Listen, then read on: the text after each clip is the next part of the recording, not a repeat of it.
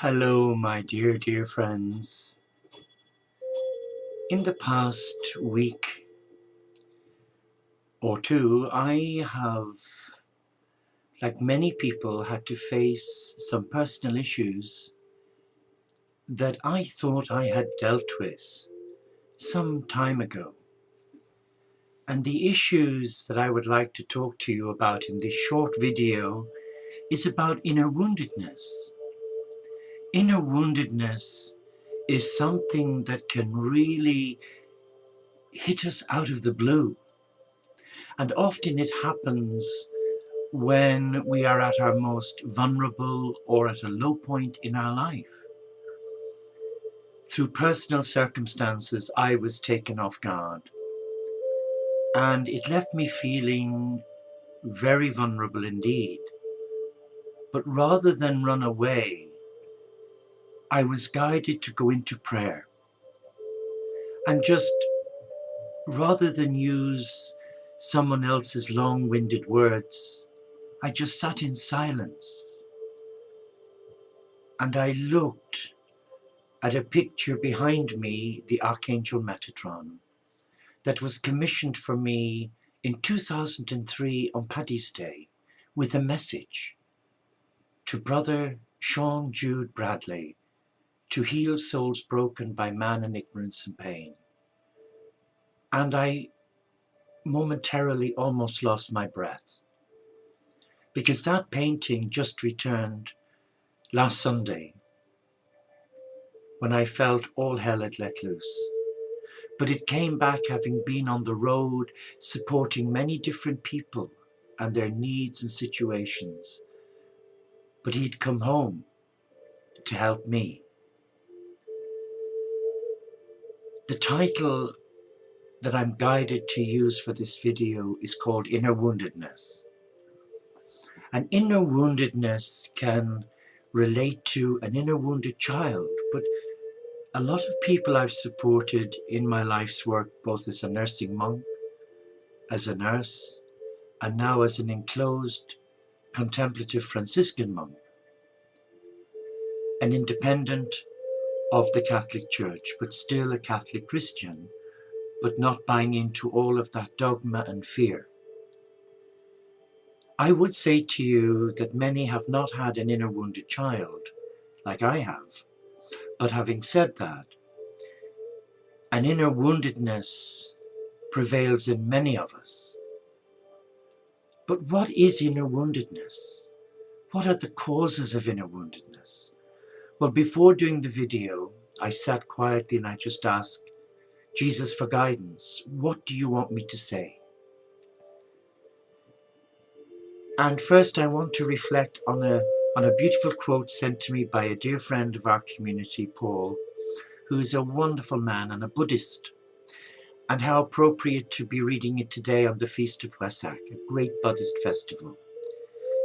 And in the email it said, the Dalai Lama said this: if you think you are too small to make a difference, then try getting into bed with a mosquito.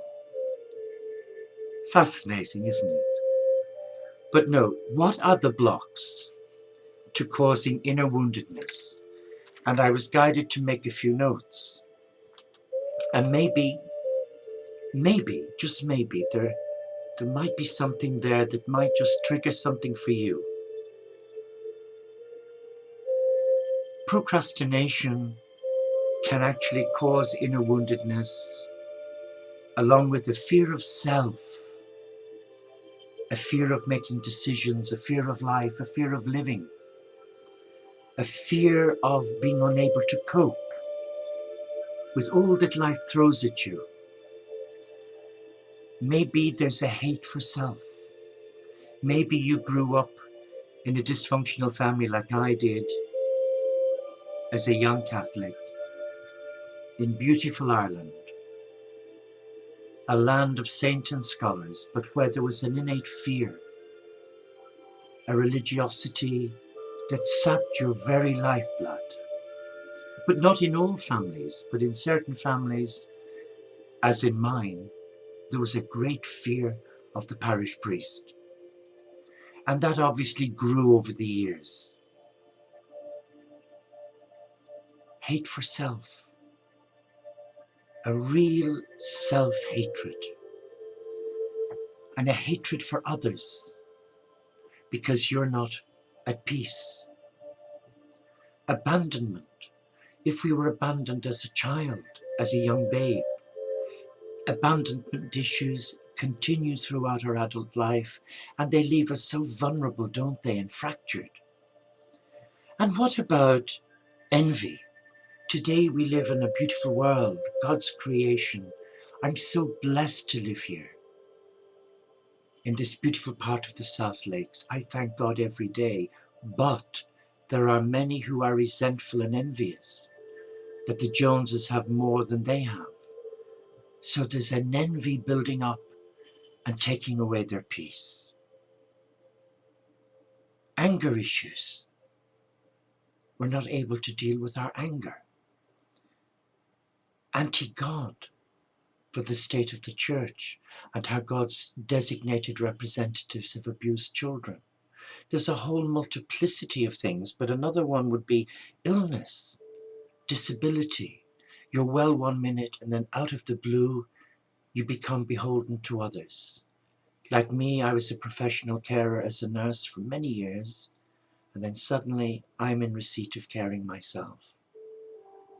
That can create a lot of resentment and an unwillingness to receive help. Ego-driven attitudes and issues, where you've got no sense of respect or responsibility for others' feelings, and you just go at it like a bull at a gate. A controlling person who doesn't see sense, but just goes for because of their own selfish issues. And then, of course, resentment and pride. But recently, I have a dear friend whom I love, who knows their issues are relating to abandonment, but there's an unwillingness to face their fear. And I sense, coupled with that, not just an unwillingness, but a reluctance. I'm okay, who do you think you are? So what we have to do is hold them in love and prayer. Because that feeling of abandonment, those feelings of inner woundedness actually do become the seedbed for the Antichrist to rape the divine, loving God within us. And those feelings of unworthiness and our inability to cope alienate us from spiritual wellness and wholeness. So what is our duty of care? Simply surrender your heart. Invite a loving Father, Mother, God back into your life and ask them to help you, to heal you, to touch you. Name, shame, bless and release the issues that cause you to feel so unhappy, so abandoned, so unloved. Because those issues actually become a real person, and that inner child is responding to that negative force that's alienating them and feeding them a negative mindset that's taking them away from a path of spiritual love and maturity, and they're dictating to the adult who's becoming childish, not childlike.